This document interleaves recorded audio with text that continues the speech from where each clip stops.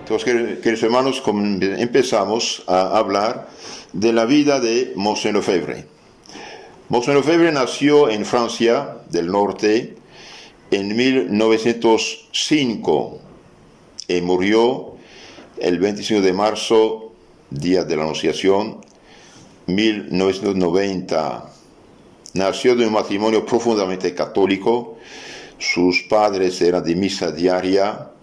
Y este santo matrimonio, que tuvo 8 hijos, es una familia levítica, puesto que Dios produjo 5 vocaciones. 5 de los hijos de la familia Lefebvre se consagraron a Dios, 2 en el sacerdocio, Monseigneur Lefebvre y su hermano René Lefebvre, y 3 como religiosas, 3 hermanas como religiosas. Empezó sus estudios primarios y secundarios en el colegio de su ciudad natal, en Francia, del Colegio del Sagrado Corazón, y después, por circunstancias providenciales, debido a que su hermano ya estaba en Roma, él también entró en el seminario francés de Roma. En general, en esos seminarios preparan los futuros obispos. De esos seminarios salen los futuros obispos. En la ciudad de los papas hizo excelentes estudios que culminó con 2 doctorados en filosofía en 1925 y en teología 1929 en la Universidad Pontificia Gregoriana. En Roma, bajo la dirección de un incomparable sacerdote, un sacerdote romano, ese es un católico de primera, el padre Lovelock, descubrió la riqueza extraordinaria del magisterio de los papas, que mediante sus encíclicas defendieron a los pueblos católicos la civilización cristiana y sobre todo defendieron la pureza de la fe católica contra gravísimos errores que hoy día causan la ruina del catolicismo, de la familia y de los pueblos. Monseigneur Lefebvre dice al entrar al seminario: yo era liberal, sin saberlo, sin quererlo, claro.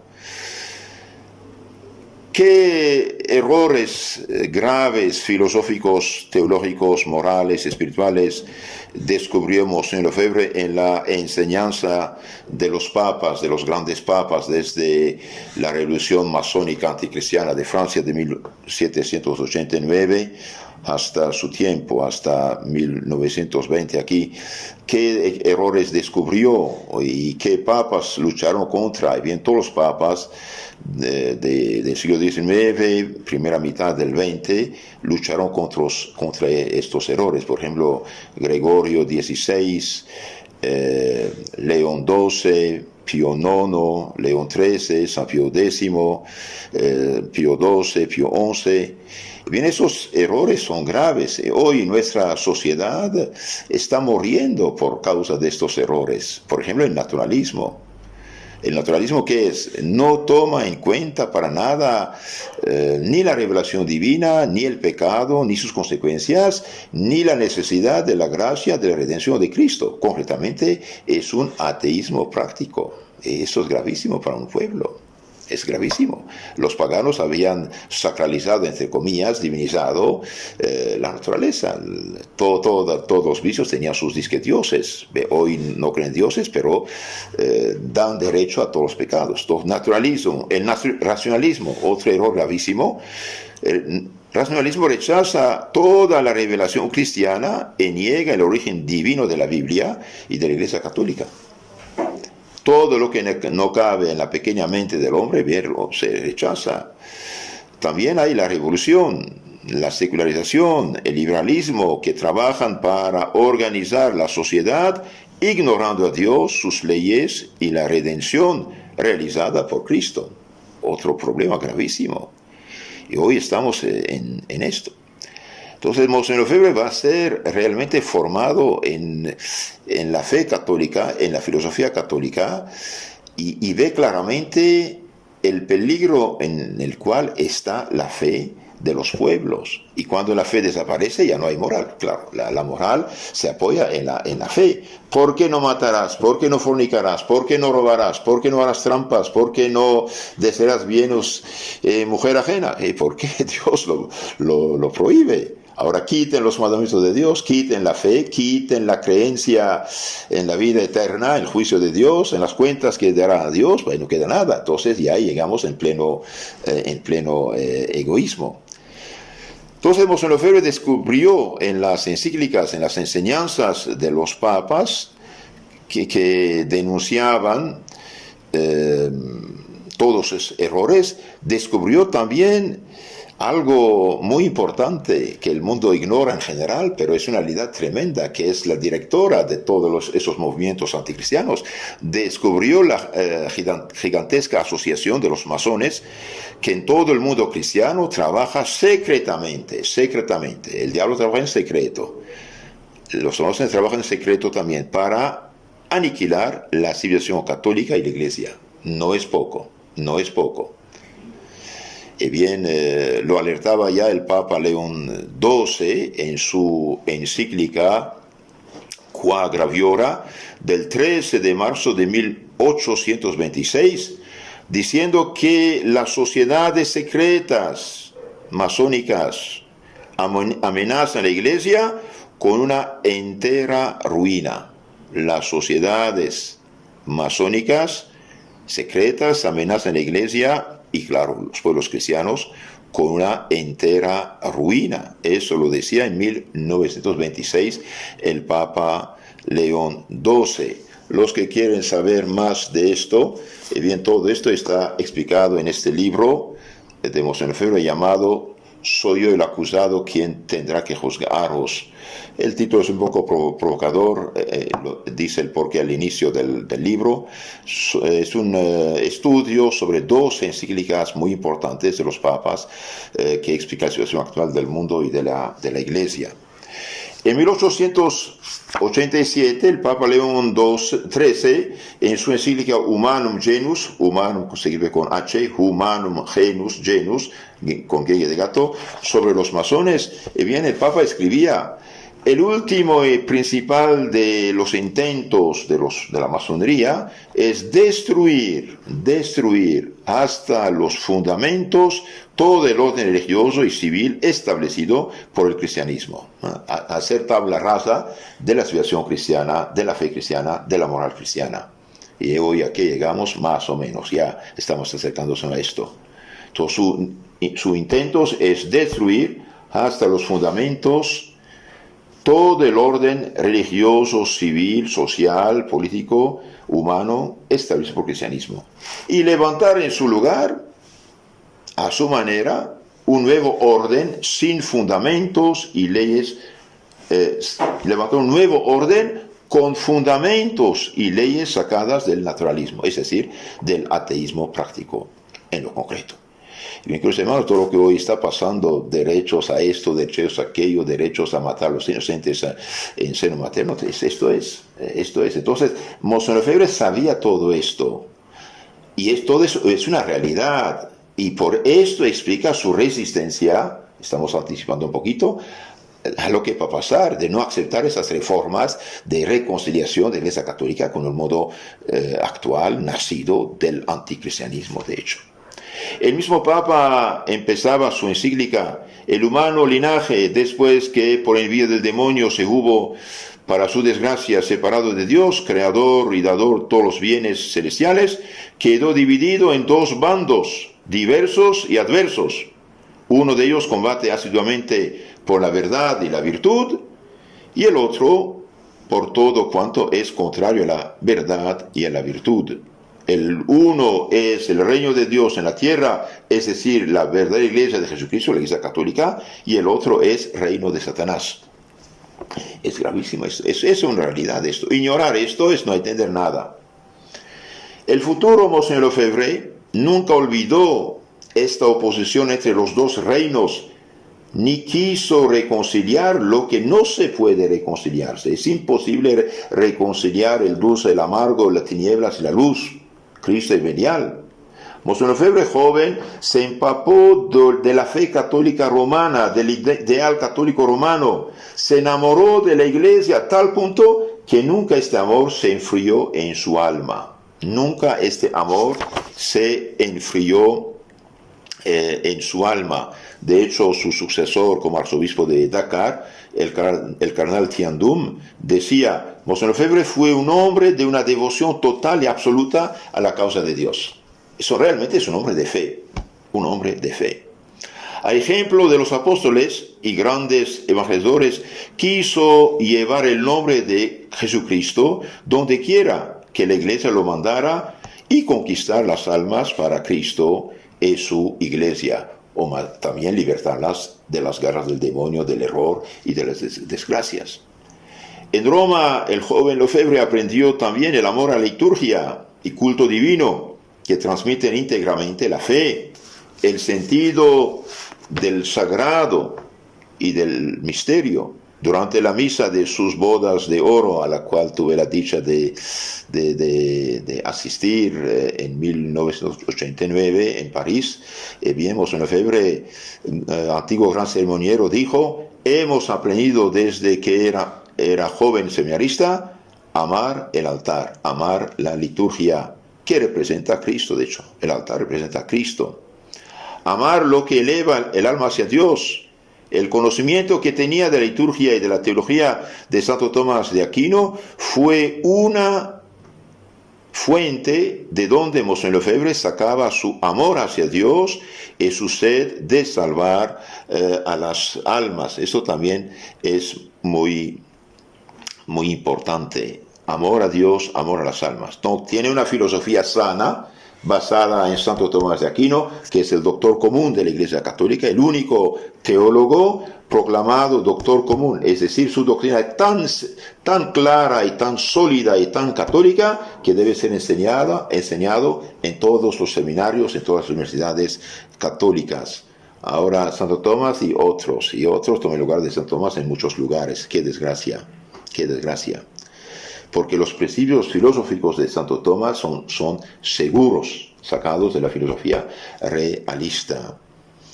Entonces, Monseñor Lefebvre tenía sed de salvar almas. ¿Por qué? Porque realmente era un digno sucesor de los apóstoles. Oh, Timoteo, guarde el depósito y comuníquelo también a gente segura. Esa fe viva y apostólica explica el gran amor que tuvo hacia la iglesia y su desacuerdo total con lo que puede poner en peligro el honor de Cristo, la vida de la iglesia y la salvación de las almas. Queridos hermanos, un obispo, un sacerdote, un católico cualquiera que tiene horror a todo lo que pone en peligro el honor de Cristo, la vida de la iglesia, salvación de las almas, debemos felicitarlo, no condenarlo. Y hoy la gente no se da cuenta del peligro. Realmente cuando uno lee la vida de los santos, de los misioneros, de los papas, estos tenían horror a lo que pone en peligro el honor de Cristo. No se puede poner a Jesucristo al nivel de cualquier disque Dios, fundador de religión o secta. Jesucristo no es cualquiera, es Dios encarnado. ¿Creemos o no creemos? Aunque no creemos, nada cambia, es el único Salvador. San Pedro, ¿qué dijo? No hay otro nombre dado a la humanidad por el cual podemos salvarnos que el nombre de Jesucristo.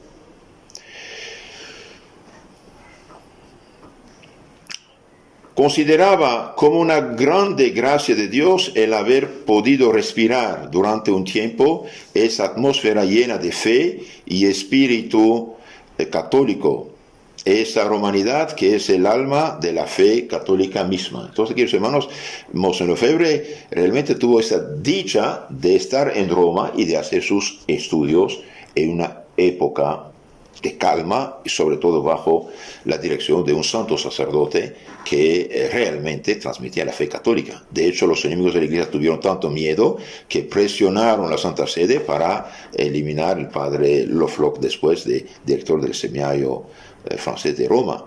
En Roma, decíamos en Lefebvre, teníamos la convicción de estar en una escuela de la fe.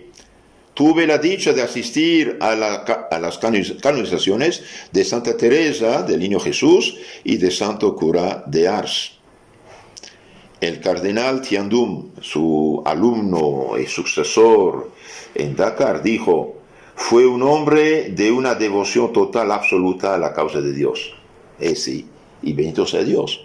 Bendito sea Dios. De esto la iglesia necesita. De hecho, cuando la fe está en peligro en momentos turbulentos como el nuestro, hace falta hombres de este tamaño, devotos de una devoción absoluta a la causa de Dios para salvar la fe. Como en el siglo IV, por ejemplo, los grandes santos perseguidos, San Crisóstomo un poco más tarde y antes que él, San Atanasio, San Hilario de Poitiers, etc. Así fueron también todos los santos que implantaron la cruz de Cristo en el mundo y defendieron a su iglesia contra los errores y herejías, costare lo que costare. Monseñor Lefebvre no hizo otra cosa que transmitir la fe tal cual los santos y todos los papas la han transmitido. Ahora sí, un cierto liberalismo entró en la iglesia, quiere modificar todo según el gusto del día, la moda del día, y bien, Monseñor Lefebvre no estuvo de acuerdo, y la historia dirá que tenía razón. 50 años después, y bien, estamos por el suelo. Al terminar sus estudios en 1929, siendo ya doctor en teología, es ordenado sacerdote y pronuncia el juramento antimodernista que todos los sacerdotes hicieron hasta el año 1967. Este juramento San Pío X lo había establecido contra una herejía infiltrada en la iglesia, una asociación clandestina, de hecho infiltrada en la iglesia, llamados los modernistas. Ellos mismos se llamaban los modernistas para cambiar la iglesia según sus ideas. Les aconsejo leer la encíclica Pascendi, que vale oro. En este juramento, todo sacerdote se compromete la mano sobre el Evangelio a guardar fielmente la fe católica y rechazar todos los errores que la Iglesia condenó. Y Pablo VI lo suprimió por desgracia. Monseñor Lefebvre fue siempre fiel a este juramento. Después de un año de ministerio sacerdotal en Francia, como vicario en una parroquia, el padre Lefebvre, bajo la insistencia de su hermano misionero ya en Gabón, en África, el padre René Lefebvre, Monseñor Lefebvre pidió, el futuro Monseñor Lefebvre más bien, pidió permiso a su obispo para entrar en la congregación de los Padres del Espíritu Santo, una congregación misionera destinada a evangelizar especialmente los pueblos africanos. Entró el noviciado, siendo ya sacerdote, en el año 1931. El joven Lefebvre, el padre Lefebvre, perfecciona su vida espiritual. Y decía, estábamos leyendo Vida y Virtudes Cristianas del padre Rodríguez, pero teníamos ya las manos congeladas con el frío de Francia en esta época. Es un libro maravilloso, Vida y Virtudes del padre Rodríguez, que fue maestro de los padres jesuitas en el pasado, claro. Entonces el joven padre Lefebvre perfecciona su vida espiritual y su amor hacia la vida totalmente consagrada a Cristo. Para ser apóstol, decía su maestro de novicios, para ser apóstol, ¿qué tiene que hacer? Y bien, hace falta tener una fortaleza y la bondad. Fortaleza y bondad, las dos cosas. Bondad y fortaleza y bondad. Fortalécete y sé un hombre. La fuerza apostólica es una santa audacia. La timidez, el respeto humano son obstáculos a esta fortaleza.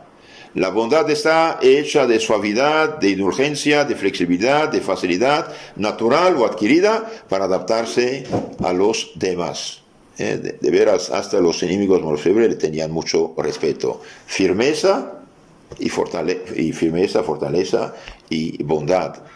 La bondad está hecha de suavidad, de indulgencia, de flexibilidad en todo lo que nos va contra la fe, y facilidad natural o adquirida para adaptarse a los demás, para su bien.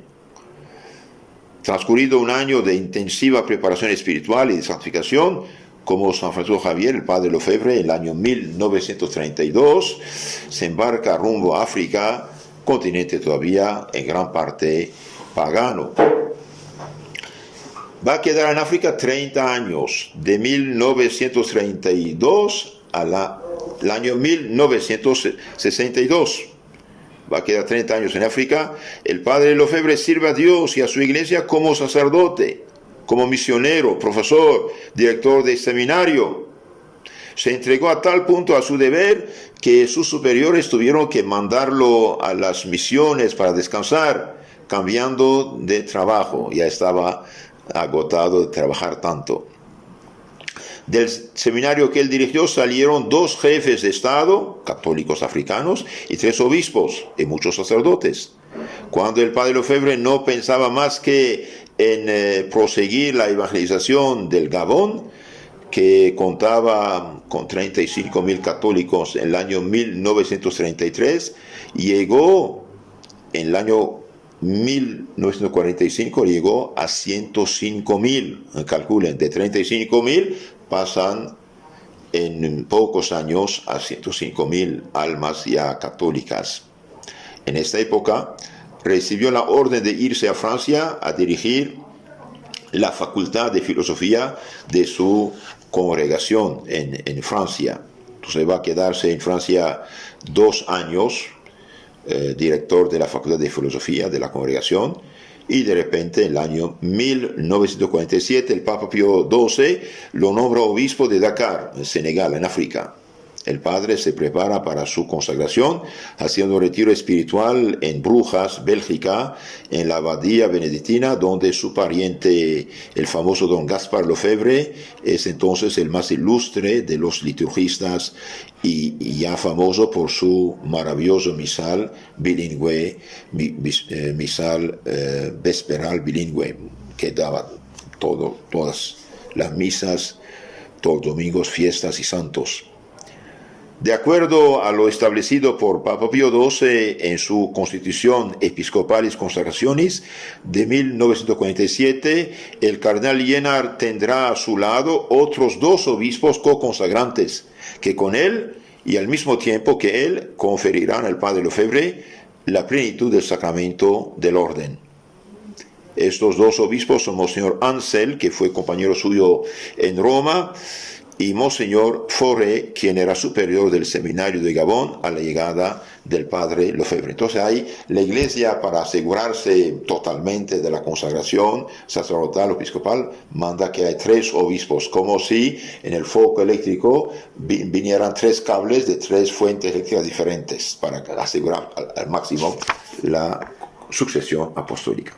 Entonces, nombrado obispo, después 2 meses de su consagración, fue también nombrado vicario apostólico para Senegal. En 1948, Pío XII lo nombra delegado apostólico para el África francesa, que tenía unos 18 países. Así, Monseñor Lefebvre representará la Santa Sede en 18 países africanos del Imperio francés, teniendo autoridad sobre 45 jurisdicciones, 1.400 sacerdotes, 2 millones de católicos y 2.400 religiosas. Había un total acuerdo entre Pío XII y su delegado apostólico, que deberá recorrer un territorio de 13 millones de kilómetros cuadrados.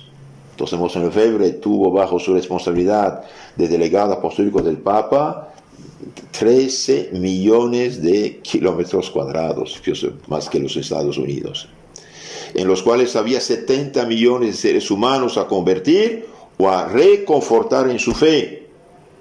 Félix Éboué, el primer negro nombrado gobernador de las colonias francesas, muerto en 1944, pensaba que si África no se hacía católica, se volvería musulmana.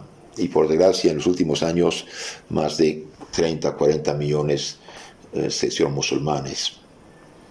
Al menos durante los 11 años que duró en esa delegación apostólica, Monseñor Lefebvre resistió victoriosamente al progreso del Islam y tuvo un sorprendente desarrollo de la iglesia en tierras africanas. Donde quiera que hay una iglesia, un convento, un monasterio, un hospital, una escuela, un seminario, Monseñor Lefebvre puso las primeras piedras. Y esto no es cualquier cosa, queridos hermanos. Él que pasó su vida, años y años trabajando, luchando cuerpo a cuerpo con brujos, hechiceros, errores, etcétera, no podía seguir los cambios hechos por unos soñadores, teólogos que salieron de su oficina y de sus libros. Cuidado, es algo serio esto, algo serio. 13 millones de kilómetros cuadrados tenía que atender. ¿Y con qué amor? ¿Y con qué amor? Monseigneur Lefebvre resistió victoriosamente al progreso islámico, también a las sectas protestantes, que en esta época no podían avanzar como avanzan actualmente. ¿Por qué? Porque había obispos sacerdotes frente a la única iglesia de Cristo es la católica, y punto, no hay otra. No puede haber otra. Decir que hay otras iglesias es mentira, es engañar a la gente víctima del error y también a los católicos. Todo esto lo que desciende es un resumen que saqué de este libro que se llama Monseigneur Lefebvre, la biografía. Es un libro de casi 750 páginas. Hice un resumen de todo esto, ¿no? Entonces Monseigneur Lefebvre va a seguir siendo delegado apostólico del Papa Pío XII. Monseigneur Lefebvre creó en este tiempo 21 diócesis o prefecturas apostólicas, llevando el número de las jurisdicciones en África francesa de 44 a 65. Creó seminarios mayores en cada país. Misionero en lo profundo de su alma, Monseigneur Lefebvre trabajó a su África trajo a su África casi unas 70 congregaciones religiosas para evangelizar el continente. ¡Qué hombre! Trajo 70 congregaciones para evangelizar a esos pueblos. Y ahí sigue la orden de Cristo. Vayan, prediquen, enseñen, bautizan a todas las naciones, enseñándoles todo cuanto os he dicho. Su preocupación era evangelizar, hacer católica a la gente, arrancarla de las garras del error y del demonio, de la superstición, que engañan a los pobres paganos mediante la superstición, la idolatría, ritos, ¿entiendes? Un pagano que se bautizó dijo, curioso, nuestros brujos nos enseñaban a tener miedo a los dioses, ahora los nuestros nos enseñan a tener confianza y amor, y claro, Dios es amor. Evangelización y civilización, queridos hermanos, van juntos. Además de templos, iglesias, Monseigneur Lefebvre construyó, dijimos, hospitales, escuelas, asilos, orfanatorios. Por su influencia personal, el Papa Pío XII escribió la encíclica Fidei Donum en favor de las misiones y vocaciones misioneras. Hacia los años 1950, el delegado apostólico crea conferencias episcopales, pero insistiendo sobre su carácter de consulta y no de dirección. Cuidado, la conferencia episcopal no es institución divina, es eclesiástica. Por lo tanto, los obispos de una provincia deben apoyarse, ayudarse, pero es de consulta y no de dirección, no de mando, dejando siempre a cada obispo como maestro y amo de su diócesis. El obispo es maestro y amo de su diócesis y no es la conferencia episcopal. Cuidado, hoy esto ya toma mucho poder, es peligroso. No era entonces cuestión de estos secretariados permanentes que son más poderosos que los obispos, luego diría Monseigneur Lefebvre. Monseigneur Lefebvre fue también un gran senegalés, pues era arzobispo de Senegal, de África, de Dakar. Cuando en el año 1962, Monseigneur Lefebvre se regresa en Francia, a Francia su país, se despide de África para regresar a Francia, Monseñor II le dirá: habéis sido un gran senegalés porque habéis amado mucho al Senegal. Más bien el gran africano también, porque realmente amó de todo su corazón África. Por la voz de uno de sus hijos, el Senegal católico, os expresa su reconocimiento. Bendito sea Dios. Incluso los musulmanes mismos decían, los católicos tienen la dicha de ser un jefe amado y respetado. Amado y respetado. Sí, era un obispo santo, un obispo que amaba las almas porque amaba a Cristo. De hecho, la Iglesia del Senegal jamás olvidará a su arzobispo delegado apostólico. Todos los obispos de los 18 países de la delegación le escribieron dándole gracias y agradeciéndole no solamente su benévola delicadeza, sino también su obra evangelizadora y civilizadora. Su sucesor, el cardenal Jacinto Thiandoum, manifestará siempre su amistad y su reconocimiento a su padre en el sacerdocio y a la fraternidad sacerdotal San Pío X. En el año 1991, el cardenal Thiandoum decía de Mons Lefebvre, decía que Mons Lefebvre era un obispo que tenía una gran calidad de fe y no conocía la duplicidad. No era político, era hombre de fe. Que Dios nos libre de los obispos políticos, eso es la ruina de la Iglesia. Era un obispo que tenía una gran calidad de fe y no conocía la duplicidad. Él quedó fiel al juramento antimodernista: y yo rechazo todo lo que puede llevar la Iglesia a la ruina o dañar la fe o disminuir la fe.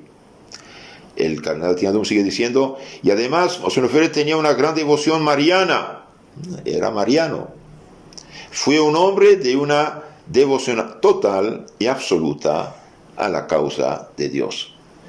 Queridos hermanos, cuando un obispo, un sacerdote, un católico cualquiera, y todos los santos mártires y santos perseguidos o confesores de 2000 años, cuando no tienen duplicidad, cuando son de una devoción total, absoluta a la causa de Dios, van a ser perseguidos. Está profetizado, San Pablo lo dijo, todos los que quieren vivir piadosamente serán perseguidos. Y nuestro Señor también lo anunció. Dichosos, alégranse cuando por mi causa os persiguen, dicen toda suerte de maldad de ustedes, por mi causa, por la fe. La historia de la Iglesia nos dice que así debe ser todo sacerdote y todo obispo realmente cumplidor de su deber, hombre de una devoción total y absoluta a la causa de Dios. El mismo Mons Lefebvre decía, cuando se ha aceptado una misión, hay que asumirla hasta el fin. ¿Qué hacemos? Asumirla hasta el fin. El periodista José Hanu dice haber oído esta confesión de un imán musulmán de Senegal acerca de Mons Lefebvre, lo que dije hace rato. Los católicos aquí tienen la ventaja de contar con un verdadero jefe y de poder amarlo.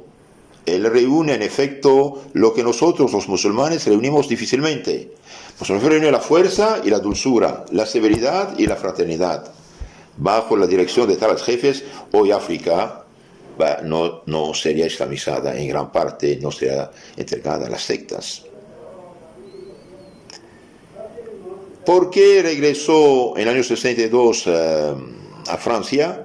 Y bajo influjo comunista y otros liberales, África llegó a su disque independencia y muchos problemas después, tuvieron que dejar el lugar a los sacerdotes obispos africanos. Por esa razón, Mons Lefebvre regresa en Francia en el año 62. 62, desde 58, 59, Mons Lefebvre ya era miembro de la comisión preparatoria del Concilio Vaticano II. En el año 62, al regresar a Francia, normalmente el delegado apostólico, porque después el delegado apostólico queda cardenal, iba a ser cardenal, pero bajo la presión de los obispos liberales de Francia, en lugar de cardenal fue nombrado arzobispo o obispo de Tulle, una pequeña ciudad de Francia. En efecto, en esta época, si me acuerdo bien, la ciudad de Albi era de cardenal y no tenía obispo. Entonces tocaba a Mons Lefebvre tener el lugar. Pero los obispos franceses, por desgracia, los obispos franceses que ya estaban en liberalismo debido a la nueva teología que va después a hacer los problemas que conocemos, hicieron presión sobre la Santa Sede para que no fuera nombrado cardenal. ¿Y por qué eso? Vamos a verlo.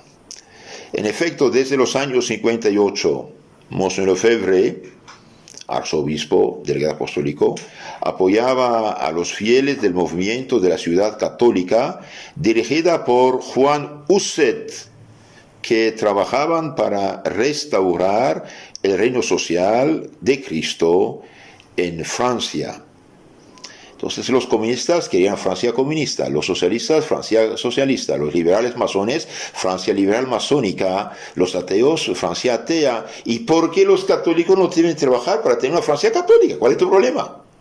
Y bien, Jean Husset escribió un libro gordo, casi de 800 páginas, que explicaba la teoría revolucionaria liberal y el reino social de Cristo en la sociedad. Ningún obispo había dado su imprimatur o una carta de recomendación. Monseigneur Lefebvre había hecho una carta de recomendación de este libro. Por eso los obispos de Francia, de hecho nombrados entre los liberales desde la finales de la Segunda Guerra Mundial, no estaban contentos. Por eso no querían que fuera cardenal, y qué lástima que no fue cardenal. ¿Por qué? Porque nombrar gente siempre de su partido que adula al jefe y que se tapa la boca para no denunciar el error que va a hacer el jefe, no es inteligencia, no es inteligente. La adulación no es cristiana, es pecado, de hecho.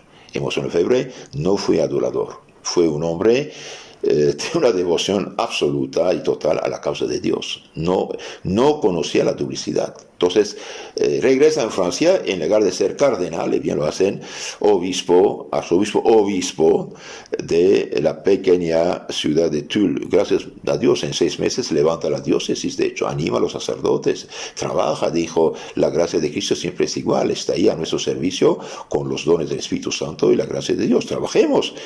Pero rápidamente su congregación va a elegirlo como superior general. Digamos una palabra más acerca de estos obispos ya adversarios de Monseigneur Lefebvre. Ahí vemos los problemas que van a venir más tarde, el año 74, 75, ya empezaron el año 62. Los obispos liberales, y un obispo no puede ser liberal, un sacerdote no puede ser liberal, uno es católico, no es católico, no puede ser media y media. Los obispos liberales nombrados después de la guerra no querían a Monseigneur Lefebvre y por esta razón buscaban neutralizar a los, entre comillas, cristeros y los que los apoyaban, es decir, los defensores del reinado de Cristo. Y hoy Francia está por el suelo. Aborto, homosexualismo, liberalismo, ateísmo, Dios mío, decenas de miles, centenas de miles de niños de Francia abortados y ahora reemplazados por gente que viene de otros lugares y causa los problemas. Monseigneur Lefebvre fue un genio, un genio.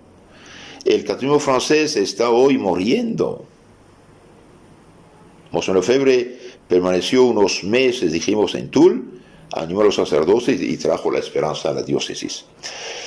Al cabo de 6 meses, el obispo de Tulle, Monseigneur Lefebvre, fue elegido superior general de la congregación del Espíritu Santo, que tenía unos 5.300 misioneros. Esta congregación está destinada a la evangelización de los países negros en general. Como superior general quiso dirigir la congregación hacia mayor santidad, mayor amor hacia Cristo y las almas.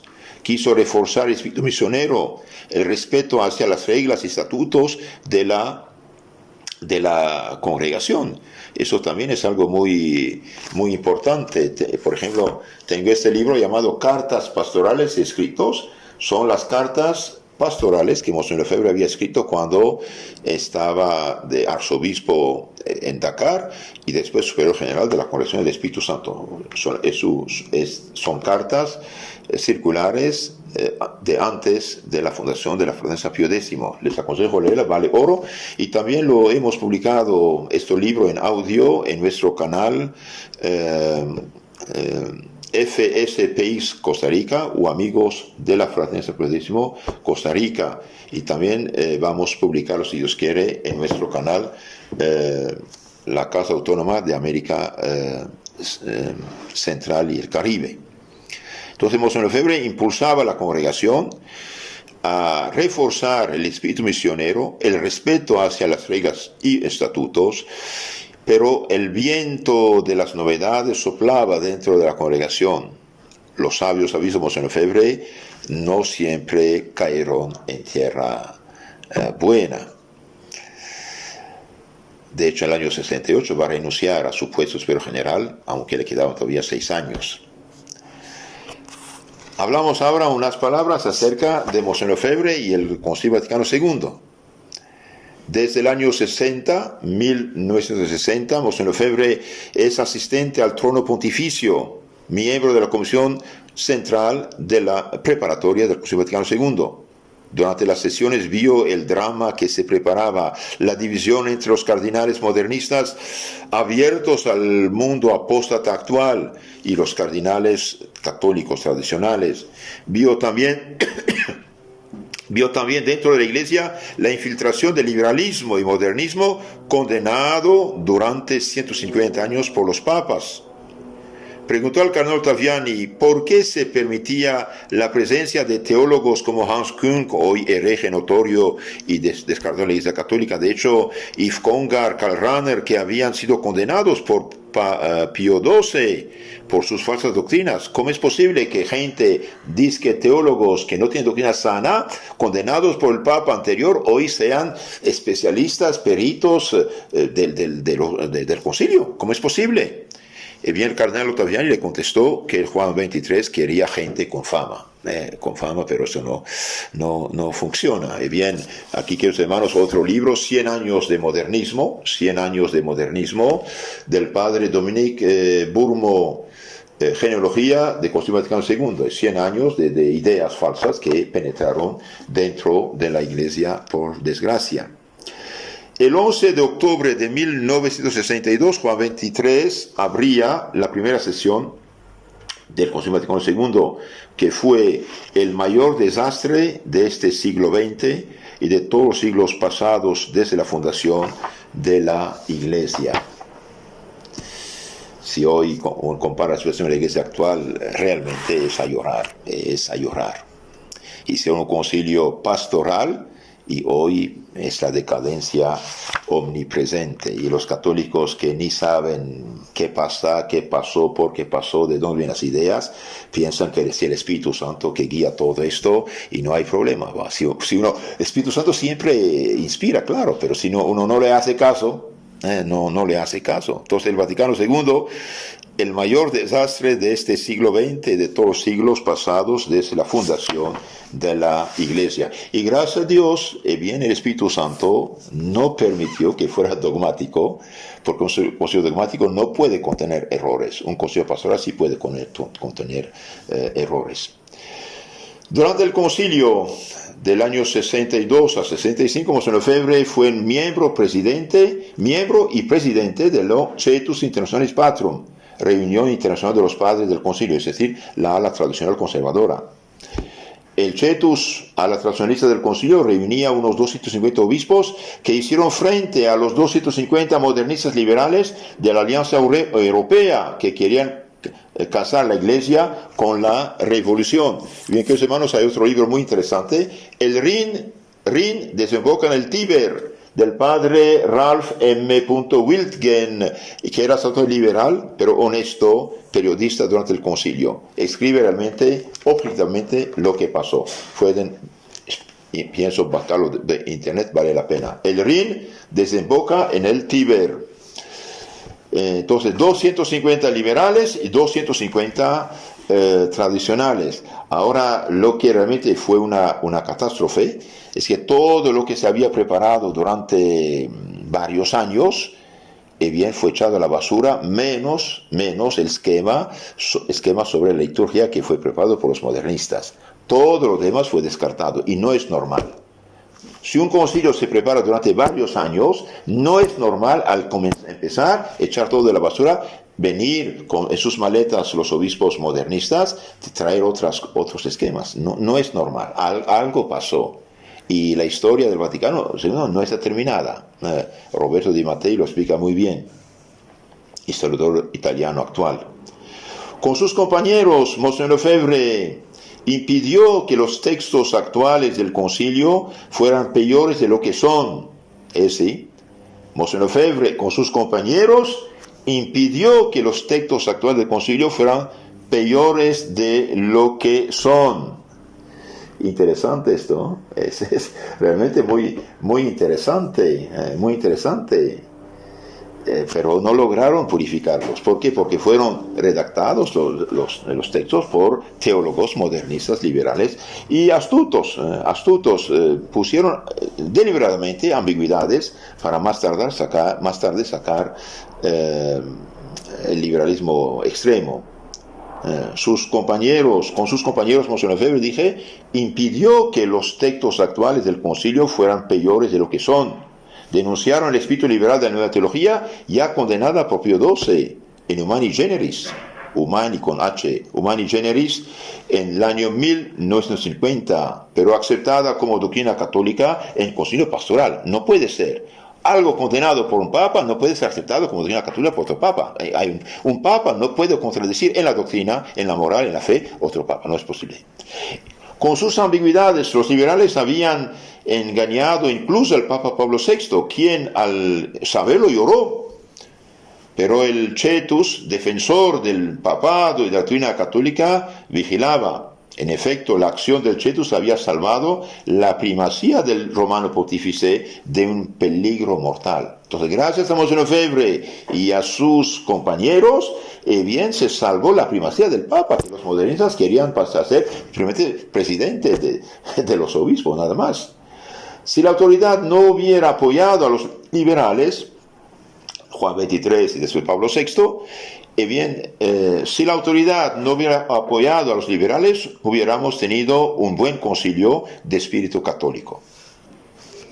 En el año 77, hablando del concilio con tristeza, comentábamos en Lefebvre, la importancia del grupo de los tradicionales de padres conciliares al cual yo pertenecí era por lo menos igual a la del grupo activo liberal. Pero estos tuvieron la ventaja, los liberales, la ventaja capital de ser apoyados por Pablo VI, lo que les permitió avalar sus tesis nuevas. Fue necesario convencerme sesión tras sesión que este concilio no sería el concilio que yo anhelaba y constituirá un inmenso peligro para la Iglesia. Podríamos decir mucho más acerca de esto, pero el tiempo pasa. ¿Qué pasó con Monseñor Lefebvre después del concilio? Bien, después del concilio, Monseñor Lefebvre va a renunciar como superior general de su congregación. En el año 1968, las congregaciones estaban organizando sus capítulos generales de reforma o aggiornamento, ponerse al día, corregir las constituciones, estatutos redactados por los santos fundadores, eliminar lo que no gustaba, la mentalidad mediocre, liberal, tibia actual. Para Monseñor Lefebvre y los obispos católicos, reformar no puede significar otra cosa que una más intensa vida de gracia, purificación y fe profunda, mayor interiorización del culto, caridad para con el prójimo que está junto a nosotros y que está lejos de nosotros. Entonces, caridad con el prójimo junto o lejos de nosotros, amor a la cruz, espíritu de sacrificio, obediencia al Dios invisible y a sus representantes visibles, santidad de costumbres, imitación de Cristo crucificado. Esto es una reforma verdadera. Inútil hablar de reformas si todo eso no va aumentando y mejorando. Y por gracia, nada mejoró. Perdimos decenas de miles de sacerdotes religiosas, unos 100.000 sacerdotes quizás, después de los cambios. Entonces no son reformas auténticas. En el año 2003, el canónigo Georg May, M-A-Y, profesor de Derecho Canónico desde hace 30 años en las universidades de Alemania, en su libro Reforma auténtica y no auténtica, escribió: una reforma auténtica nace de un celo ardiente por el culto de Dios y por la conversión y salvación de los hombres. lo cual repercute en actividad incansable al servicio de Dios, encendiendo la mentalidad apostólica y el fervor misionero, al igual que una firme voluntad para establecer por todas partes la soberanía de Dios y el reinado social de Jesucristo nuestro Señor. Una reforma auténtica despierta una mayor fidelidad hacia la voluntad de Dios, un mayor celo para seguir sus mandamientos, una entrega generosa para conquistar la vida eterna, el celo para la penitencia, la abstinencia, la renuncia a sí mismo, la fortaleza para consigo mismo y la destrucción de las malas inclinaciones. La reforma es una lucha contra lo pasable, una tendencia a maximizar, a mejorar. Bien, queridos hermanos, por desgracia nada de esto pasó, en general hablo, pero eso sí tuvo lugar después del Concilio de Trento, pero no después del Vaticano II. Vaticano II, incluso los mismos papas, no tenemos tanto hecho de explicar todo, dicen que más bien una caída. El cardenal Ratzinger hablaba de un riguroso invierno, donde todas las flores cayeron bajo el granizo del modernismo. Lo que proponían los liberales, adversarios en Lefebvre, en el capítulo de la Reforma, era apertura al mundo, un seguir la corriente del mundo actual, una tendencia a minimizar. Monseñor Lefebvre, después de consultar al Santo Padre Pío, redactó un plan de reforma en el sentido católico, siguiendo las huellas de los santos reformadores, como San Carlos Borromeo, San Pedro Canicio, Santa Teresa de Ávila, San Juan de la Cruz, Concilio de Trento. Advertía de los peligros de una reforma demasiado precipitada, de los abandonos, una cuestión de vida o de muerte. Tenemos, decía, que recobrar el espíritu de nuestros fundadores, Claude Poulard de Place y el venerable Lieberman. Recalcaba la necesidad de la oración, del rezo del breviario, de la Santa Misa, de la observación del uso del latín, fundamento de la liturgia y universidad cristiana, y de las devociones al Santo Sacramento, a la Santísima Virgen, a los santos patronos de nuestras comunidades. Señalaba que los estudios, la lectura y retiros, todo debía concurrir a restaurar la piedad, fortificar la fe, combatir por la verdad. Exaltaba la virtud de la obediencia, el respeto del compromiso, de la pobreza, la necesidad de una mortificación saludable para la vida de castidad, e insistía también en la conservación de la sotana, que es bendición, baluarte y profesión de fe. En definitivo, lanzaba un verdadero sursum corda arriba de los corazones para librar a nuestra congregación de una contaminación mortal. Esto es lo que proponía Monseñor Lefebvre. La mayoría de los miembros del capítulo general no aceptaron la reforma católica que proponía el superior general. Lo que querían era cambiarlo todo y a toda prisa, dice Monseñor Lefebvre. Cambiar todo y a toda prisa. Y bien, es una necedad, es una tontera, eso no es católico, eso no es sabio. Cambiar todo a toda prisa. Lo había intentado todo, pero ahora no podía aceptar esta revolución y el deber que me habrían impuesto de firmar las actas del capítulo general que aseguraba prácticamente su ruina. Entonces, ¿qué va a pasar? Vimos en Lefebvre, viendo que la mayoría de los miembros de la congregación quieren cambiar todo y a toda costa y rápidamente, y bien, va a renunciar. Entonces, por no cooperar con la revolución hecha en y contra la congregación del Espíritu Santo, renunció a su cargo de superior general. Hoy su antigua congregación está moribunda como todas que se reformaron, es decir, se desarmaron frente al mundo paganizado actual. Ya no tiene vocaciones y cierran conventos. Dios solo sabe cuántos conventos han cerrado, cuántas iglesias destruidas, cuántas capillas eliminadas. Es una catástrofe. ¿De qué pasa? El año 68 renuncia a su puesto de superior general. De 68 a 70 trabajó en el Vaticano en la Congregación de Propagación de la Fe, debido a que fue delegada apostólica en África.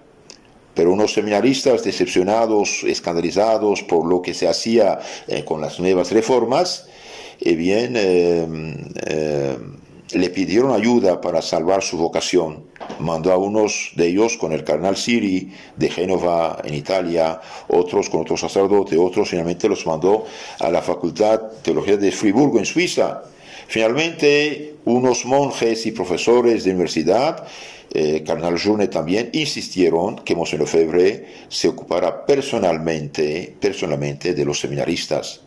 El Cardenal Journet le aconsejó formarlos en un seminario propio porque los cursos de la Universidad de Friburgo ya no eran, digamos, muy católicos. Entonces, queridos hermanos, paro aquí hoy.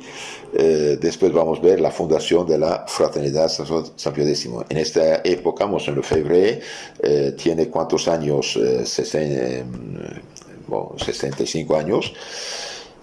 Renunció, misionero, obispo, arzobispo, delegado apostólico, asistente al trono pontificio del Papa, miembro de la Comisión Preparatoria del Concilio, presidente de la Conservadora, superior general de la congregación, va a renunciar y prácticamente queda en la calle, queda un consultor como de la propaganda de la fe durante 2 años. Él pensaba ya retirarse debido a que ya tenía 65 años y la providencia lo destina a hacer otra cosa, fundar una nueva congregación católica, con el sello, firma, aprobación del obispo de Suiza y de la Santa Sede para comunicar lo que había recibido. Él dijo, yo he comunicado lo que he recibido.